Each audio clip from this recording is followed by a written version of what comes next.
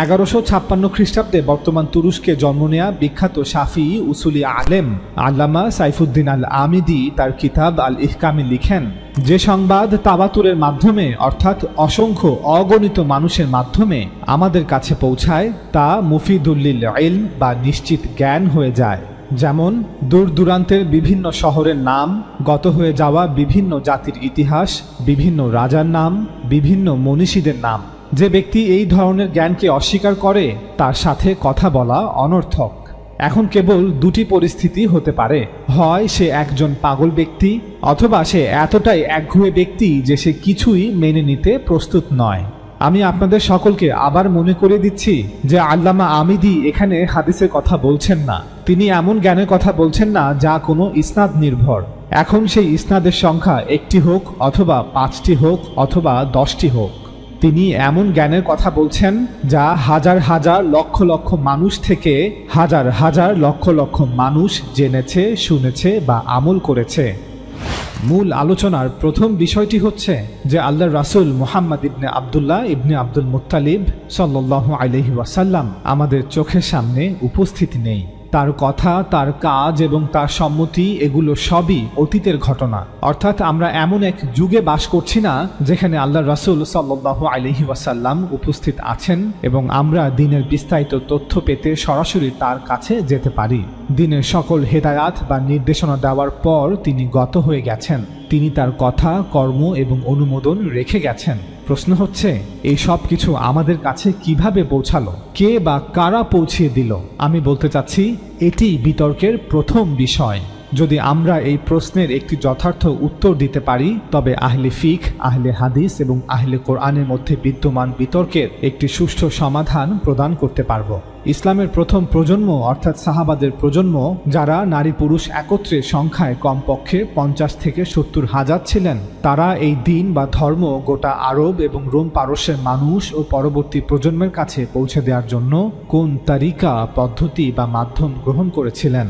তারা কি সেই পদ্ধতি গ্রহণ করেছিলেন যা পৃথিবীতে তখন বিদ্যমান ছিল? অর্থাৎ আল্লাহর শেষ নবী মানুষকে যে দ্বীন দিয়েছিলেন তা কিভাবে, কোন মাধ্যমে আমাদের পর্যন্ত আসলো? পৃথিবীতে ইতিহাস কিভাবে এক প্রজন্ম হতে অন্য প্রজন্মের কাছে হস্তান্তরিত হয়? ঘটে যাওয়া একটি ঘটনা সংবাদ কিভাবে অনুপস্থিতদের কাছে পৌঁছে দেওয়া হয়? উত্তর, এটি মানুষের মধ্য দিয়ে পৌঁছায়। মানুষ তাদের কথার মাধ্যমে অন্য মানুষের কাছে তথ্য হস্তান্তরিত করে। মানুষ তাদের আমল বা কাজের মাধ্যমে অন্য মানুষের কাছে তথ্য হস্তান্তরিত করে। যারা সরাসরি কথাকে শোনে বা সরাসরি কোনো ঘটনাকে ঘটতে দেখে, তারাই তা অন্য মানুষের কাছে পৌঁছে দেয়। আপনারা সকলে খুব ভালো করে বুঝে নিন, পৃথিবীতে কেবল দুটি পন্থা আছে যার মাধ্যমে তথ্য হস্তান্তরিত হয়। আল্লাহ রাসূল সাল্লাল্লাহু আলাইহি ওয়াসাল্লামের সকল হেদায়াত এই দুটি পন্থার মাধ্যমেই সাহাবাদের প্রজন্ম হতে পরবর্তী প্রজন্মের কাছে হস্তান্তরিত হয়েছে। হাজার বছর ধরে অতীতের সকল ইতিহাস, শিক্ষা ও বিজ্ঞান যা কিছু অস্তিত্বে এসেছে তাও এই দুটি পন্থার মাধ্যমেই আমাদের কাছে পৌঁছেছে। 1. মানুষ শুনেছে, 2. মানুষ দেখেছে। এখন মানুষের এই শোনা বা দেখা দুই প্রকারের হতে পারে। 1. অগণিত বিশাল সংখ্যক মানুষ সরাসরি কিছু প্রত্যক্ষ করেছে, হাজার হাজার অগণিত মানুষ তা ঘটতে দেখেছে, বিভিন্ন স্থানের, বিভিন্ন শহরের, বিভিন্ন গ্রামের বসবাসকারী মানুষ তা দেখেছে। 2.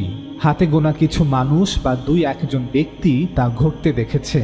আল্লাহ রাসূল সাল্লাল্লাহু আলাইহি ওয়াসাল্লামকে জাজিরাতুল আরবের হাজার হাজার নারী পুরুষ সরাসরি দেখেছে, তার কথা শুনেছে, তার উপর বিশ্বাস স্থাপন করেছে, নাকি গুটি কয়েক নারী পুরুষ সরাসরি দেখেছে, তার কথা শুনেছে, তার উপর বিশ্বাস স্থাপন করেছে? অনেকের মনে প্রশ্ন আসতে পারে যে আমাদের কাছে কি প্রমাণ আছে আব্দুল্লাহর পুত্র মুহাম্মদ সাল্লাল্লাহু আলাইহি ওয়াসাল্লামকে হাজার হাজার অগণিত মানুষ দেখেছে ও শুনেছে? তাছাড়া আমাদের কাছে কি প্রমাণ আছে যে আব্দুল্লাহর পুত্র মুহাম্মদ সাল্লাল্লাহু আলাইহি ওয়াসাল্লাম নামে কারো অস্তিত্বই ছিল কিনা? উত্তর, মুহাম্মদ আরবি সাল্লাল্লাহু আলাইহি ওয়াসাল্লামের অস্তিত্ব অবশ্যই ছিল এবং তিনি একজন ঐতিহাসিক ব্যক্তিত্ব। যদি তার অস্তিত্ব মিথ্যা হয়ে থাকে তবে বলতে হবে যে আরবের বিভিন্ন অঞ্চলে বসবাসকারী হাজার হাজার মানুষ একত্র হয়ে মিথ্যা বলেছে। কেন? পৃথিবীর সকল মানুষ জানে যে সপ্তম খ্রিস্টাব্দে আরব অঞ্চলে অর্থাৎ বর্তমান সিরিয়া, ইরাক, মিশর ও পারস্যে দুটি সাম্রাজ্য ছিল। এক, রোমান সাম্রাজ্য, দুই, পারস্যের সাসানিদ সাম্রাজ্য। এই দুটি সাম্রাজ্য সপ্তম খ্রিস্টাব্দের প্রথমার্ধে অর্থাৎ 634 খ্রিস্টাব্দ হতে 640 খ্রিস্টাব্দের মধ্যে জাজিরাতুল আরবের বেদুইন আরব মুসলিম সেনাবাহিনীর কাছে পরাজিত হয়। এটি একটি ঐতিহাসিক সত্য, যার পক্ষে অসংখ্য আর্কিওলজিক্যাল প্রমাণ বিদ্যমান আছে। এখন আমি আপনাদের প্রশ্ন করি, এই দুটি পরাশক্তিকে একই সাথে কয়েক বছরের মধ্যে পরাজিত করতে কত সংখ্যক সেনাবাহিনী আর কত বড় সেনা দল প্রয়োজন? কমপক্ষে 50,000 লোকের সেনা দল। আপনাদের আরেকটি প্রশ্ন করি, যদি আরব মুসলমানদের প্রথম প্রজন্মে পুরুষের সংখ্যা কমপক্ষে 50,000 হয়, তবে সেই মুসলিম সমাজে নারীদের সংখ্যা কত ছিল? উত্তর, কমপক্ষে আরও 50,000। শিশু কিশোরদের সংখ্যা না হয় বাদই দিলাম। সুতরাং আমরা কোনো কিতাব না ঘেটেই শুধুমাত্র ঐতিহাসিক বাস্তবতার আলোকে অকাট্যভাবে প্রমাণ করলাম যে আরব মুসলমানদের প্রথম প্রজন্মে নারী পুরুষের সংখ্যা ছিল কমপক্ষে 1 লক্ষ বা তার অধিক, যারা আরবের হিজাজ, নাজদ, নাজরান এবং ইয়েমান অঞ্চলে বসবাস করত, যাদের অধিকাংশই রাসূল সাল্লাল্লাহু আলাইহি ওয়াসাল্লামকে সরাসরি দেখেছে এবং শুনেছে, এবং যাদের একটি বড় অংশ রাসূল সাল্লাল্লাহু আলাইহি ওয়াসাল্লামের সাথে একই শহরে বসবাস করেছে, একই সাথে ইবাদত করেছে এবং একই সাথে যুদ্ধ করেছে, এবং তারাই পরবর্তী 10 বছরের মধ্যে একটি বিশাল সাম্রাজ্য প্রতিষ্ঠা করেছে, যার ব্যাপ্তি ছিল আলজেরিয়া, মিশর থেকে ইরান এবং শাম থেকে ইয়েমান। এখন যদি কেউ মনে করে যে মুহাম্মদ সাল্লাল্লাহু আলাইহি ওয়াসাল্লামের অস্তিত্ব মিথ্যা, তবে বলতে হবে যে সপ্তম শতাব্দীতে আরব উপদ্বীপের বিভিন্ন অঞ্চল যেমন হিজাজ, Najd, Najran, Yamam, Oman, Bahrain, এই অঞ্চলগুলোর বেদুইন আরব, গ্রাম্য আরব এবং শহুরে আরব নারী পুরুষ সকলে একত্র হয়ে তৎকালীন গোটা বিশ্বকে বোকা বানানোর জন্য ষড়যন্ত্র করে মিথ্যা বলেছে, তাও আবার নিজেদের পূর্বপুরুষের ধর্ম ত্যাগ করে নতুন ধর্মে ধর্মান্তরিত হয়ে। মিথ্যার উপর ভিত্তি করে পৃথিবীর সবকিছু সম্ভব হলেও মিথ্যাকে প্রতিষ্ঠিত করার জন্য কোনো জাতি তাদের পূর্বপুরুষের ধর্মকে ত্যাগ করে না। পৌত্তলিক সমাজের 1 লক্ষের অধিক মানুষ, যারা একে অপর থেকে হাজার হাজার মাইল দূরে বসবাস করে, কেউ শহরে তো কেউ গ্রামে তো কেউ বেদুইন, তারা তাদের ইতিহাস, ঐতিহ্য এবং ধর্ম ত্যাগ করে সকলে একত্র হয়ে কেন মিথ্যা বলবে? কোরাইশ বংশ, আব্দুল্লাহর পুত্র মুহাম্মদ, তার স্ত্রী খাদিজা, তার কন্যা ফাতিমা, তিনি মক্কা থেকে মদিনা হিজরত করেছেন, মক্কা জয় করেছেন, যার কাছে ফেরেশতা অবতীর্ণ হয়, যিনি আরবে একঈশ্বরবাদ প্রচার করেছেন, কোরআন শিক্ষা দিয়েছেন, আরব উপদ্বীপের সকল মানুষকে ইসলাম ধর্মে ধর্মান্তরিত করেছেন, সকলকে নিজ নিজ গোত্রের ঊর্ধ্বে উঠে এক হুকুমতের ছায়াতলে নিয়ে এসেছেন। তৎকালীন আরবের লক্ষাধিক মানুষ কেন এতগুলো মিথ্যা কথা বলবে? কেন একটি মিথ্যা চরিত্র রচনা করবে? কেন এত বড় একটি ষড়যন্ত্র করবে? কি উদ্দেশ্যে? তাদের কি মোটিভ? মনে রাখবেন, 2-1 মানুষ মিলে গোপনে ষড়যন্ত্র করা সম্ভব, 10-15 জন বা কয়েকশো মানুষ মিলেও হয়তো গোপনে ষড়যন্ত্র করা সম্ভব, কিন্তু লক্ষাধিক মানুষ, নারী পুরুষ, যারা এক একজন এক এক গোত্রের, এক এক ধর্মের, যারা একে অপর থেকে হাজার হাজার মাইল দূরে বসবাস করে, কেউ শহরে, কেউ গ্রামে, কেউ বেদুইন, তারা একত্র হয়ে এত বড় একটি ষড়যন্ত্র করবে, এটা অসম্ভব। তাছাড়া মুশরিকদের পাশাপাশি আরব উপদ্বীপের বিভিন্ন অঞ্চলে হাজার হাজার ইহুদি, খ্রিস্টান এবং জরোআস্ট্রিয়ানরাও বসবাস করত। তারাও কি এই ষড়যন্ত্রের অংশ ছিল? না।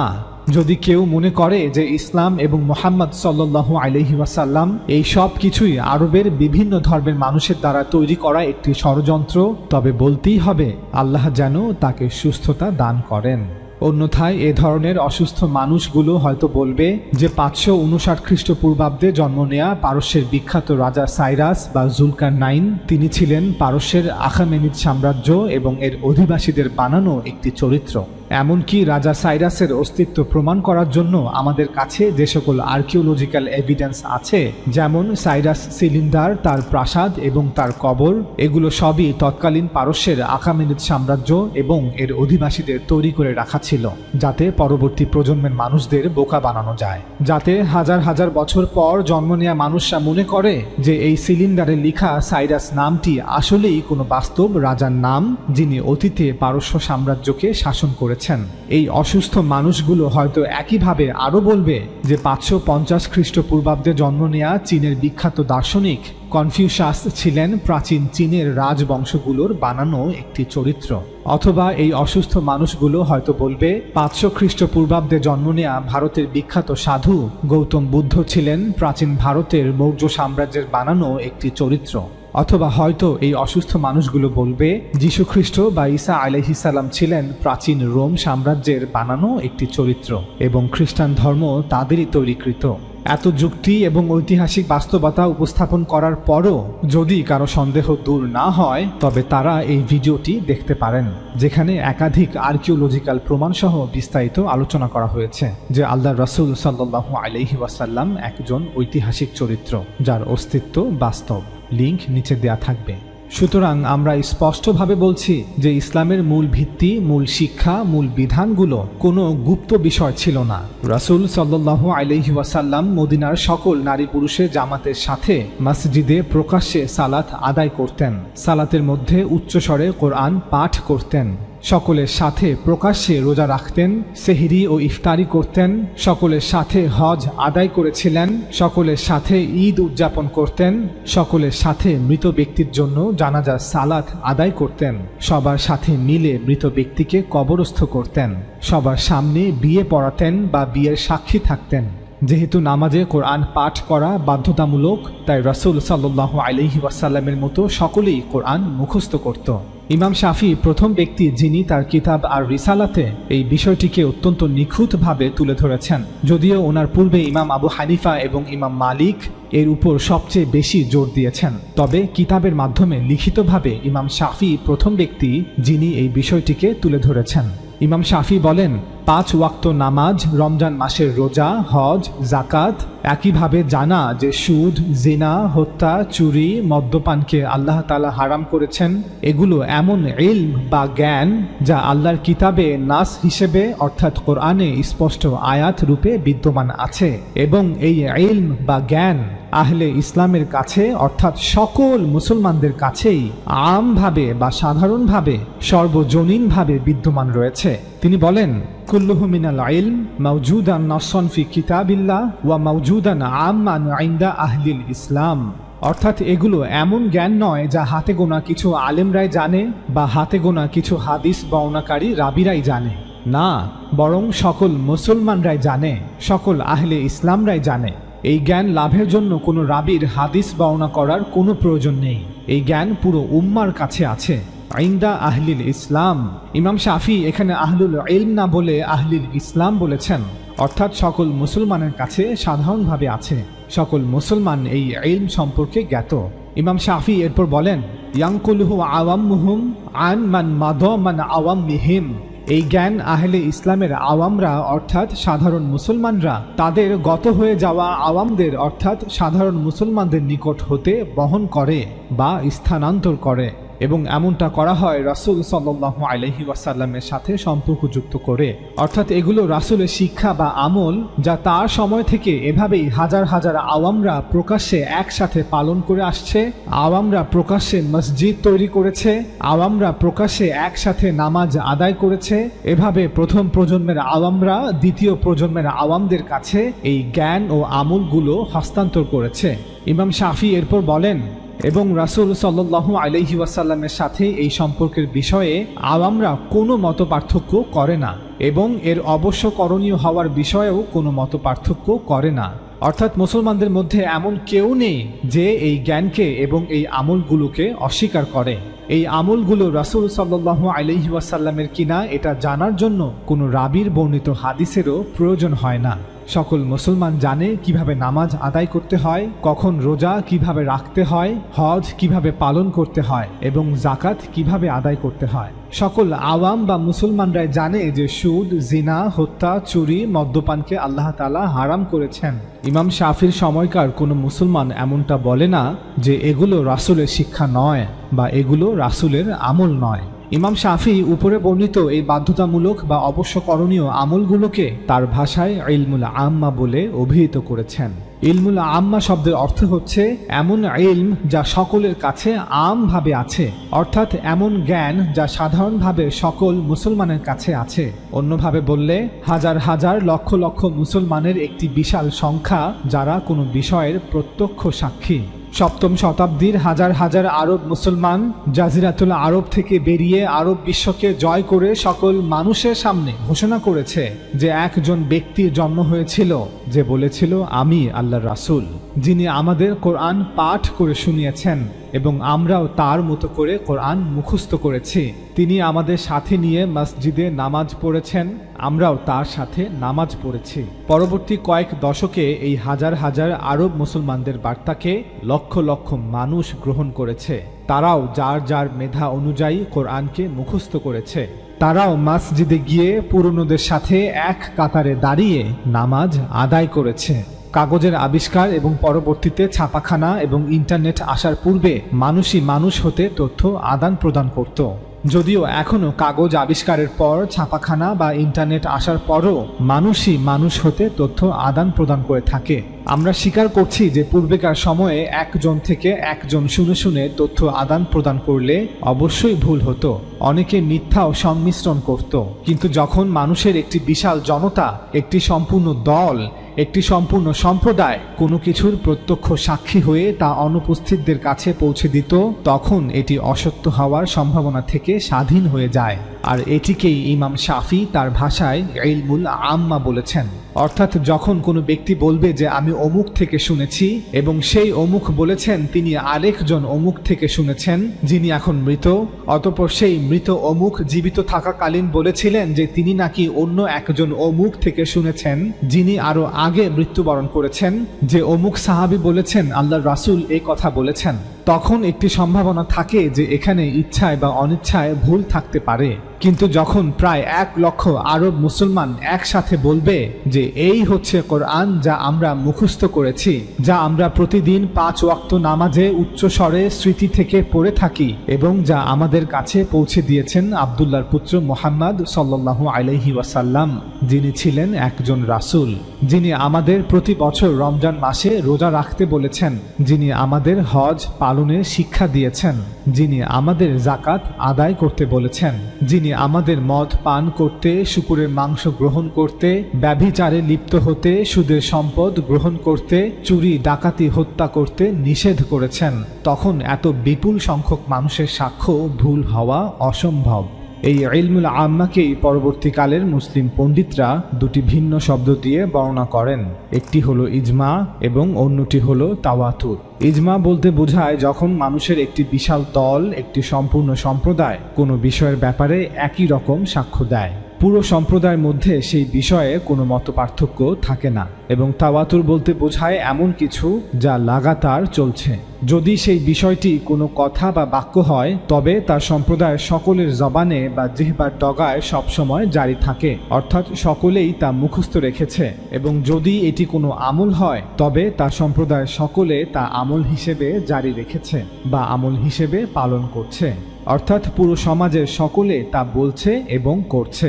উদাহরণস্বরূপ, যেহেতু সাহাবাদের প্রজন্ম যারা নারী পুরুষ মিলিয়ে সংখ্যায় প্রায় 1 লক্ষ, তারা সকলে যে যার মতো প্রত্যেকের মেধা অনুযায়ী কোরআনকে মুখস্থ করেছেন, প্রতিদিন 5 ওয়াক্ত নামাজে একা কোরআন পাঠ করেছেন অথবা মসজিদে গিয়ে সম্মিলিতভাবে কোরআন পাঠ শুনেছেন এবং তারা তাদের সন্তানদেরকেও কোরআন মুখস্থ করিয়েছেন।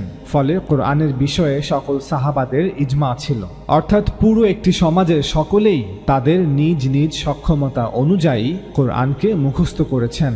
কেউ 10টি সূরা মুখস্থ করেছেন, তো কেউ 20টি সূরা, আবার কেউ 50টি সূরা, কেউ পুরো কোরআন মুখস্থ করেছেন। প্রতিদিন জামাতে সম্মিলিত 5 ওয়াক্ত নামাজের 3 ওয়াক্ত অর্থাৎ ফজর, মাগরিব এবং এশা নামাজে প্রতিটি মসজিদের ইমামরা উচ্চস্বরে কোরআন পাঠ করেছেন। ওমর রাদিয়াল্লাহু তাআলা আনহু-এর খেলাফতের সময় হতে প্রতি বছর রমজান মাসে তারাবির নামাজে প্রতিটি মসজিদের ইমামরা উচ্চস্বরে পুরো কোরআন পাঠ করেছেন। ফলে কোরআন ছিল একটি জীবন্ত কিতাব যা সবার স্মৃতিতে মুখস্থ ছিল। ইমাম ভুল করলেই অন্যরা তা ধরিয়ে দিতেন। সেই সমাজে কোরআন এমন ছিল যে কোরআনের ছাত্রের সংখ্যার ন্যায় কোরআনের শিক্ষকের সংখ্যাও হাজার হাজার। ফলে কেউ ভুল করলেই অন্যরা তা ধরিয়ে দিতে পারত। আর নামাজ তো ছিলই, যেখানে সমাজের বিভিন্ন শ্রেণীর মানুষ প্রতিদিন একত্র হয়ে কোরআন পাঠ শুনত। এই সব কিছুর কারণেই কোরআন হয়ে ওঠে এক নির্ভুল জীবন্ত কিতাব। একইভাবে যেহেতু সাহাবাদের প্রজন্ম, যারা নারী পুরুষ মিলিয়ে সংখ্যায় প্রায় 1 লক্ষ, তারা সকলে প্রতিদিন 5 ওয়াক্ত নামাজ একা অথবা নিজ নিজ এলাকার মসজিদে গিয়ে সম্মিলিতভাবে আদায় করেছেন এবং তারা তাদের সন্তানদেরকেও নামাজে শিক্ষা দিয়েছেন। ফলে নামাজের বিষয়ে সকল সাহাবাদের ইজমা বা ঐক্যমত ছিল। ইমাম ভুল করলেই অন্যরা তা ধরিয়ে দিতেন। এই সব কিছুর কারণেই সেই সমাজে নামাজ ছিল এক জীবন্ত প্রকাশ্য নির্ভুল আমল। আলী রাদিয়াল্লাহু তাআলা আনহুর খিলাফতের জামানায় মুসলমানরা 4টি দলে বিভক্ত হয়ে পড়ে। এক দল শিয়াতু আলী, আরেক দল শিয়াতু মুয়াবিয়া, আরেক দল খাওয়ারিজ এবং আরেক দল যারা এই 3 দলের কোনোটিরই অন্তর্ভুক্ত ছিলেন না। মুসলমানরা রাজনৈতিকভাবে বিভিন্ন অংশে বিভক্ত হয়ে পড়লেও নামাজ নিয়ে তাদের মধ্যে কোনো মতপার্থক্য ছিল না। পরবর্তীতে হোসাইন রাদিয়াল্লাহু তাআলা আনহু এর শাহাদাতের পর পুরো মুসলিম উম্মাহ শিয়া এবং সুন্নি এই দুটি ভিন্ন ভিন্ন দলে বিভক্ত হলেও নামাজ নিয়ে তাদের মধ্যে কোনো মতপার্থক্য ছিল না। অর্থাৎ নামাজের ওয়াক্ত, নামাজের রাকাত এবং নামাজের ফরজ বিধান, যেমন কিবলামুখী হয়ে দণ্ডায়মান হওয়া, তাকবীর দেয়া, সূরা ফাতিহা পাঠ করা, এরপর কোরআন থেকে আরও কিছু পাঠ করা, রুকু করা, সিজদা করা, বসে তাশাহুদ পাঠ করা, দুরুদ পাঠ করা এবং সালাম বলে নামাজ শেষ করা। নামাজের এই মৌলিক বিধানগুলোর বিষয়ে শিয়া মুসলিম অথবা সুন্নি মুসলিম তাদের মধ্যে এখন পর্যন্ত কোনো মতপার্থক্য হয়নি। কেউ হয়তো প্রশ্ন করতে পারে যে শিয়ারা তো সুন্নিদের মতো 5 ওয়াক্ত নামাজ আদায় করে না, তারা মাত্র 3 ওয়াক্ত নামাজ পড়ে। এর উত্তরে আমরা বলবো, শিয়ারা 5 ওয়াক্ত নামাজই পড়ে। তবে তাদের মতে যেহেতু জোহর এবং আসর একত্রে পড়ার অনুমোদন আছে এবং মাগরিব ও এশা একত্রে পড়ার অনুমোদন আছে, তাই তারা 5 ওয়াক্ত নামাজকে 3 ওয়াক্তে আদায় করে থাকে। তবে সুন্নিদের মতে বিশেষ কোনো কারণ ব্যতীত এমনটা করা উচিত নয়।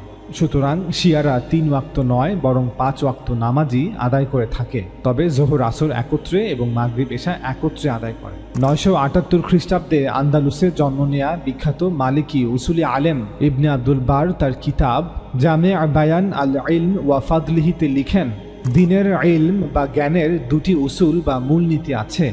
1 আল্লাহর কিতাব কোরআন, 2 রাসূলের সুন্নাহ। এরপর ইবনে আব্দুল বার লিখেন, সুন্নাহ 2 ভাগে বিভক্ত। একটি হলো সেই সুন্নাহ যা পুরো উম্মাহ হতে বহন করে বা হস্তান্তর করে, তানকিলুহু আল কাফাতু আনিল কাফা, পুরো উম্মাহ হতে বহন করে বা হস্তান্তর করে।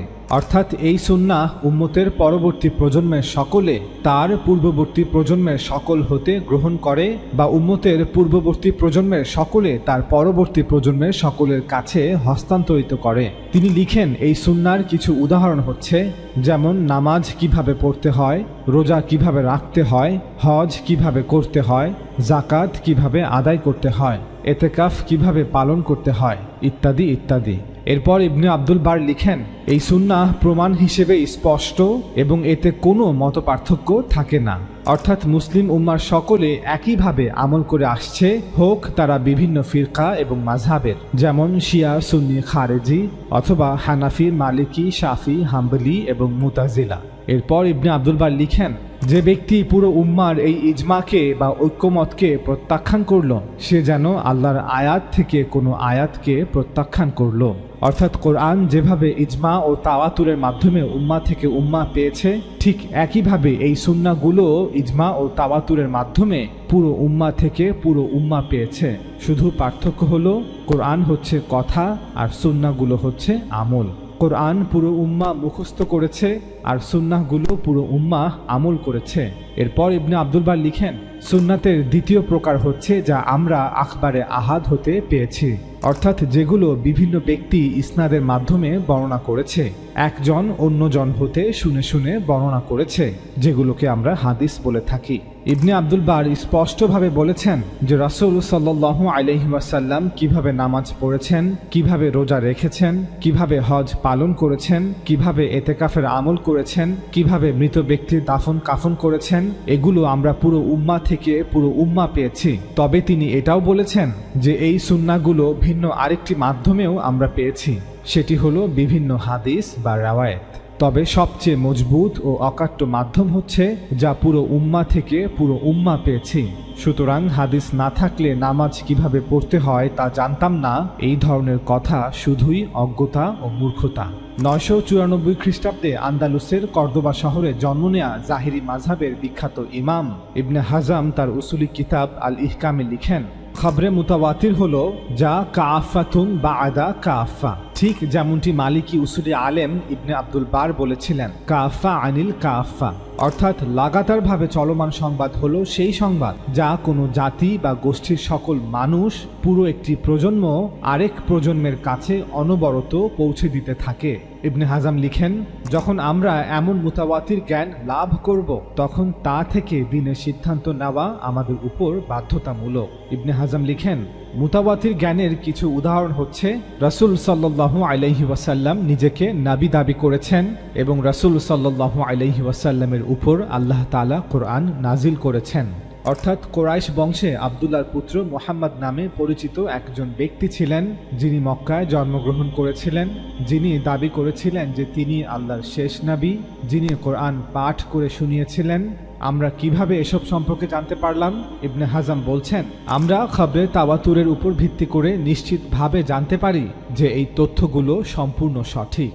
ইবনে হাজাম লিখেন, একইভাবে আমরা খবরে তাওয়াতুরের উপর ভিত্তি করে নিশ্চিতভাবে জানতে পারি যে কোন ওয়াক্তের নামাজের রাকাত সংখ্যা কত, এবং জাকাতের নির্দেশনাবলীর সাথে সম্পর্কিত অনেক বিষয় এবং এ ধরনের আরও অনেক কিছু যে সম্পর্কে কোরআনে বিস্তারিত আলোচনা নেই। অর্থাৎ কোরআনে নামাজের ব্যাপারে অনেক কথা বলা হয়েছে, জাকাত প্রদানের নির্দেশনাবলী উল্লেখ করা হয়েছে, তবে নামাজ কিভাবে আদায় করতে হবে, এর ওয়াক্ত সংখ্যা কত হবে বা রাকাত সংখ্যা কত হবে, এবং নামাজের বিভিন্ন আমলগুলো কি অথবা কোন কোন জিনিসগুলো পাঠ করতে হবে তা কোরআনে বিস্তারিতভাবে বলা হয়নি। যদিও কিছু থাকে তবে তা সংক্ষিপ্তভাবে বলা হয়েছে। একইভাবে যদিও জাকাত সম্পর্কিত কিছু নীতিমালা কোরআনে পাওয়া যায়, তবে জাকাত কিভাবে গণনা করতে হবে, আমাদের সঞ্চয় থেকে কত হবে, গবাদি পশু বা কৃষিজাত পণ্য থেকে কত হবে, এ সম্পর্কে কোরআনে বিস্তারিত আলোচনা নেই।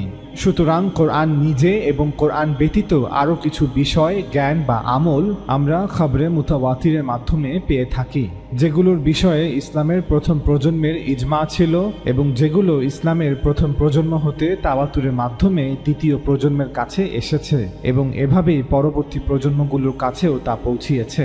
ইবনে হাজাম লিখেন, পৃথিবীতে এমন অসংখ্য শহর আছে যা আমরা নিজ চোখে দেখিনি, কিন্তু আমরা খবরে মুতাওয়াতিরের উপর ভিত্তি করে নিশ্চিতভাবে জানি যে সেই শহরগুলি কোথায় আছে।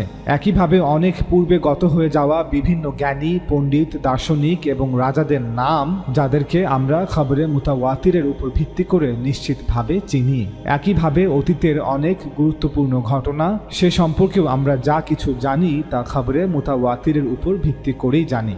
ইবনে হাজাম লিখেন, এরপর যদি কোনো ব্যক্তি এই মুতাওয়াতির জ্ঞানকে অস্বীকার করে অথবা জ্ঞানের এই উৎসকে অস্বীকার করে, তাহলে এটি ইন্দ্রিয়ের মাধ্যমে প্রাপ্ত জ্ঞানকে অস্বীকার করার মতোই। যদি কেউ খবরে মুতাওয়াতির জ্ঞানকে অস্বীকার করে, তাহলে তার উচিত এই সত্যটিও অস্বীকার করা যে তার পূর্বেও কোনো যুগ অতিক্রান্ত হয়েছে, এবং এই সত্যটিও অস্বীকার করা উচিত যে তার মা এবং তার বাবা তার আগে ছিলেন। অর্থাৎ তার উচিত তার বাবা মায়ের অস্তিত্বকেও অস্বীকার করা, কারণ তাদের সম্পর্কেও যে খবর সে পেয়েছে তাও তাওয়াতুরের মাধ্যমেই অর্জিত হয়েছে। সে সেই ঘটনাটিকে দেখেনি যে সময় তার জন্ম হয়েছিল, তাকে তো শুধু শুধু বলা হয়েছে, অর্থাৎ এটি কেবল সেই খবর যা সে অনেক মানুষের কাছ থেকে শুনেছে এবং সেই খবরটি তার আশেপাশের আত্মীয় স্বজন পাড়া প্রতিবেশী তাকে দিয়েছে। এত মানুষের খবরের উপর ভিত্তি করার কারণে তার মনে বিন্দুমাত্র সন্দেহ নেই যে এই নারী তার মা এবং এই পুরুষ তার বাবা, যদিও তার কাছে ইন্দ্রিয়লব্ধ কোনো পর্যবেক্ষণ নেই। এতদ সত্ত্বেও তার মনে একবারও সন্দেহ হয়নি যে তার আত্মীয় স্বজন পাড়া প্রতিবেশী সকলে মিলে মিথ্যা বলছে বা কোনো ষড়যন্ত্র করছে। ইবনে হাজাম এই সমস্ত উদাহরণ তুলে ধরে একটি যুক্তি দাঁড় করিয়েছেন যে যখন তিনি বলছেন এই দিন আমাদের কাছে ইজমা ও তাওয়াতুর অর্থাৎ সকল স্তরের সকল সাহাবাদের ঐক্যমত ও সকল স্তরের সকল সাহাবাদের লাগাতার হস্তান্তরের মাধ্যমে এসেছে, তখন তিনি কোনো নতুন বা অদ্ভুত কথা বলছেন না, বরং জ্ঞান হস্তান্তরের যে সকল জারিয়া বা মাধ্যম রয়েছে তার কথাই তিনি বলছেন। মানুষ হাজার হাজার বছর ধরে যে মাধ্যমগুলো ব্যবহার করেছে তিনি সেই মাধ্যমগুলির কথাই উল্লেখ করেছেন। ইবনে হাজামের এই যৌক্তিক তর্ক হতে এটা স্পষ্ট যে আমরা মুসলমানরা নামাজ, রোজা, হজ এবং জাকাতের আমলগুলো পেয়েছি সুন্নাহ আল মুতাওয়াতিরের মাধ্যমে, পুরো 1 লক্ষ সাহাবাদের জামাতের ইজমা এবং তাওয়াতুরের মাধ্যমে। একাদশ খ্রিস্টাব্দে পারস্যে জন্ম নেয়া বিখ্যাত হানাফি উসুলি আলেম ইমাম আল সারাক্সি তার কিতাব উসুলুল ফিখে লিখেন, মুতাওয়াতির ইলম সেই ইলম যা একটি বৃহৎ কওম বা গোষ্ঠীর মাধ্যমে হস্তান্তরিত হয়। এই কওম বা গোষ্ঠী এত বড় একটি জামাত বা দল যাদের ব্যাপারে কল্পনাও করা যায় না যে তারা কোনো মিথ্যার উপর জেনে শুনে জড়ো হবে বা একমত হবে, অর্থাৎ দলটি এত বিশাল যে তাদের ব্যাপারে কল্পনাও করা যায় না যে এত সংখ্যক লোক একত্রিত হয়েছে এবং তারা সকলেই মিলিতভাবে একটি নির্দিষ্ট মিথ্যা রচনা করতে সম্মত হয়েছে। এরপর ইমাম সারাক্সি লিখেন, এত বড় কওমের মিথ্যার উপর জড়ো হওয়া অসম্ভব, কারণ সংখ্যাটি খুব বড় এবং দ্বিতীয়ত সেই বৃহৎ সংখ্যাটি কোনো একটি নির্দিষ্ট স্থানে একত্রিত নয়, অর্থাৎ এমন নয় যে একটি বিশাল সংখ্যক সেনাবাহিনী কোনো এক যুদ্ধের ময়দানে তাঁবু গেড়ে আছে এবং তারা একসাথে মিলে একটি ষড়যন্ত্র করছে, বরং পুরো একটি জাতি, একটি সম্প্রদায়, এই বিশাল সংখ্যক মানুষ বিভিন্ন স্থানে বিভিন্ন অঞ্চলে ছড়িয়ে ছিটিয়ে আছে। যেমন আরব উপদ্বীপে লক্ষাধিক মানুষ, শাম অঞ্চলে লক্ষাধিক মানুষ, পারস্য অঞ্চলে লক্ষাধিক মানুষ, মিশর অঞ্চলে লক্ষাধিক মানুষ, উত্তর পশ্চিম আফ্রিকা অঞ্চলেও লক্ষাধিক মানুষ এবং ইরাক অঞ্চলে লক্ষাধিক মানুষ। এরপর ইমাম সারাক্সি লিখেন, এই সংখ্যাটি আমার যুগের পূর্বেও এরকম বিশাল ছিল, যা এভাবে রাসূল সাল্লাল্লাহু আলাইহি ওয়াসাল্লামের যুগ পর্যন্ত পৌঁছায়। অর্থাৎ ইমাম সারাক্সির জামানার ন্যায় ইসলামের প্রথম যুগ এবং প্রথম প্রজন্ম একইভাবে একটি বিশাল সংখ্যা ছিল, যারা সংখ্যায় প্রায় 1 লক্ষ বা তার চেয়ে কিছু বেশি, যারা রোম ও পারস্য এই দুই পরাশক্তিকে পরাজিত করেছিল এবং রাসূল সাল্লাল্লাহু আলাইহি ওয়াসাল্লাম জীবিত থাকাকালীন পুরো আরব জাজিরার একমাত্র শাসক ছিলেন। সুতরাং রাসূল সাল্লাল্লাহু আলাইহি ওয়াসাল্লাম আল্লাহর এই দ্বীন ইসলাম 2-3 জন ব্যক্তিকে দিয়ে যাননি বা 10-15 জন ব্যক্তিকে ইসলাম শিক্ষা দিয়ে যাননি।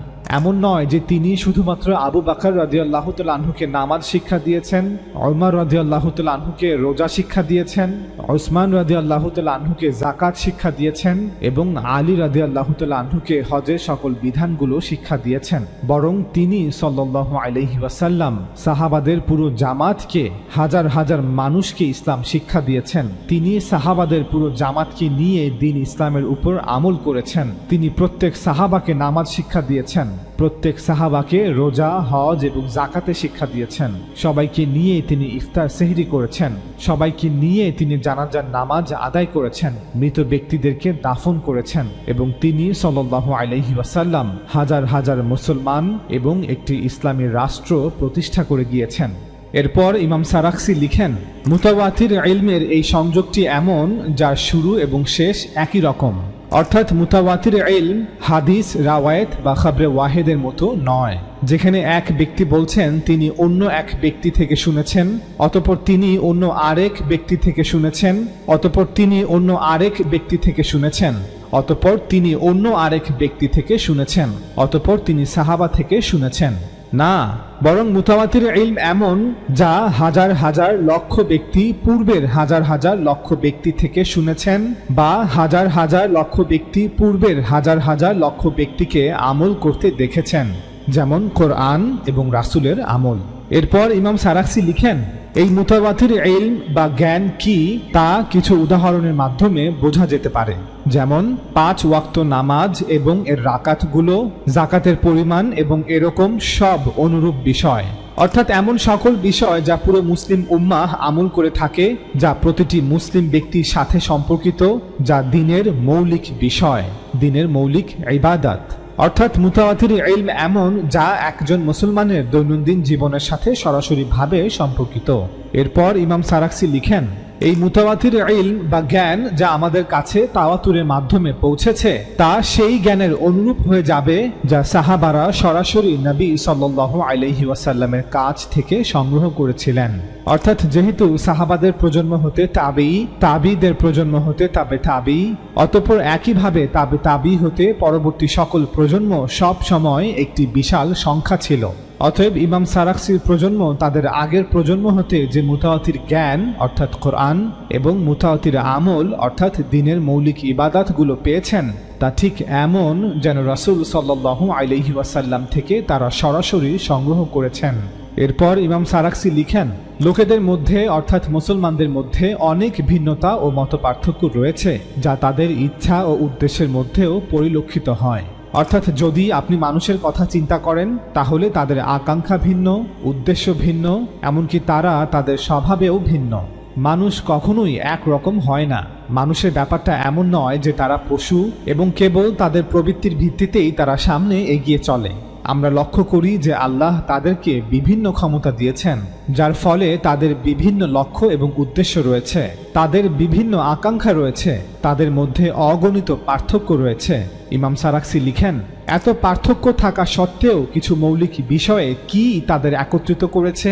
কেন মুসলমানরা কোরআন ও মৌলিক ইবাদতের বিষয়গুলোর ব্যাপারে সকলেই একমত, হোক সে শিয়া, সুন্নি অথবা খারিজি, হানাফি, মালিকি, শাফেঈ অথবা হাম্বলি, মুতাজিলা, আশআরী, মাতুরিদি অথবা আথারি?